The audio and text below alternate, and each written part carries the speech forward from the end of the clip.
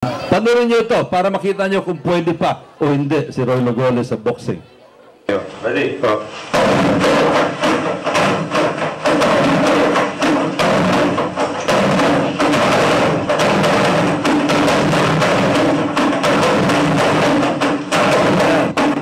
Ayan po. Ano, pwede pa ba? Ano tingin niyo?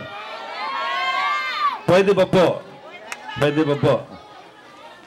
Ito lang masasabi ko, kahit na pwede pa ako sa boxing, si Roy Logoles, papayapang tao.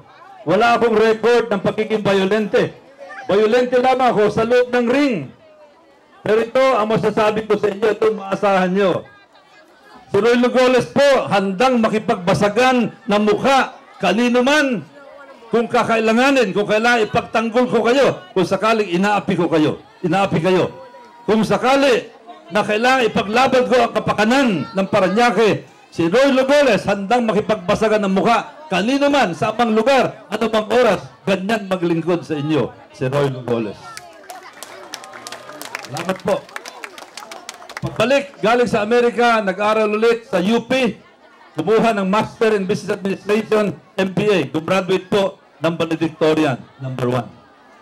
Napili na maging Postmaster General. At dito, marami sa inyo, una nyo kilala. Nakipaglaban sa mga sindikato na ninanakaw ang inyong sulat, ninanakaw ang inyong mapakete, nagustuhan ng tao ang servisyo ko. At ako ba'y nabigyan ng award, isa sa mga 10 outstanding young men, POIM. Pero ang isang karanasan sa public service na talagang gusto-gusto ko, yung tinatawag na puro na public service, walang sweldo. At yan ay ako'y maging gobernador ng Red Cross, ng Philippine National Red Cross, nagsilbi. Nung lumindol sa Baguio, nung sumabog yung mga pinatubo, tuwing merong bumabaha, nagsilbi si Roy Logoles. Pero isang naging karanasan ko, na talagang hindi ko makakalimutan, nung nagkaroon ng giyera sa Camp Aguinaldo, noong 1989, sa Makati, nung naglaban ng mga sundalo, maraming namatay ng mga sundalo, naglaban-laban sila, marami nasugatan. Ang inyong lingkod na motor sa isang team, pumasok sa lugar na merong bumbahan, merong barilan, merong bakbakan para iligtas yung mga sundalong nasugatan.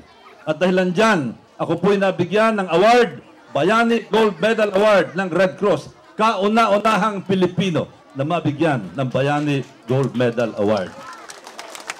Naging congressman, at dito po, ginamit ko ang aking karanasan. Naranasan ko kung paano mag-aral sa isang eskwelahan na kulang sa gamit. Ano ang sagot ni Roy Logoles yan? Nagpagawa ng napakaraming eskwelahan, mga school buildings. Halos lahat ng barangay, meron pong pinagawa si Roy Logoles. At sa dami ng school buildings, ito yung mga example, Parañaque National High School, San Antonio Elementary School, San Agustin, Port State, sa Donggalo, sa San Dionisio, sa Baclaran, at marami pang iba. At dahilan dyan, tinuring si Roy Logoles na nagpagawa ng pinakamaraming school buildings sa kasaysayan po ng Parañaque. Paglilingkod sa inyo ni Roy Logoles. Naranasan ko kung paano tumira sa isang lugar na ang kalye maputik, sira-sira. Kaya po, minabuti ko, minarapat ko na din dun maglingkod din. Nagpaayos sa mga kalye, nagpasemento ng mga kalye. Halos lahat ng barangay, marami tayong pinasemento mga kalye. At yan, makikita nyo sa paligid ng isa dyan, yung Sun Valley Drive na noong una, sira-sira. Pinasimento yan ng inyong lingkod, Roy Logoles, at hanggang ngayon, nagagamit nyo. Service Road, maraming kalye sa lahat ng sulok ng Parañaque. At dito, tinuring din si Roy Logoles na nagpasimento ng pinakamaraming kalye sa kasaysayan po ng Parañaque. Paglilingkod pa rin sa inyo ni Roy Logoles.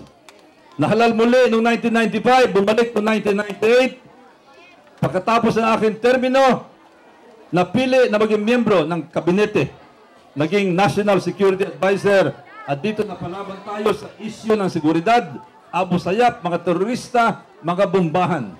3 taon ako nagsilbi dyan. Maganda ang trabaho. Isipin nyo, labas-pasok sa Malacanang. May kapangyarihan. Pero alam nyo, pagkaraan ng 3 taon, ako'y lumapit sa presidente. At sinabi ko sa presidente, Madam President, namimiss ko na po ang mga kababayan ko sa Parañaque.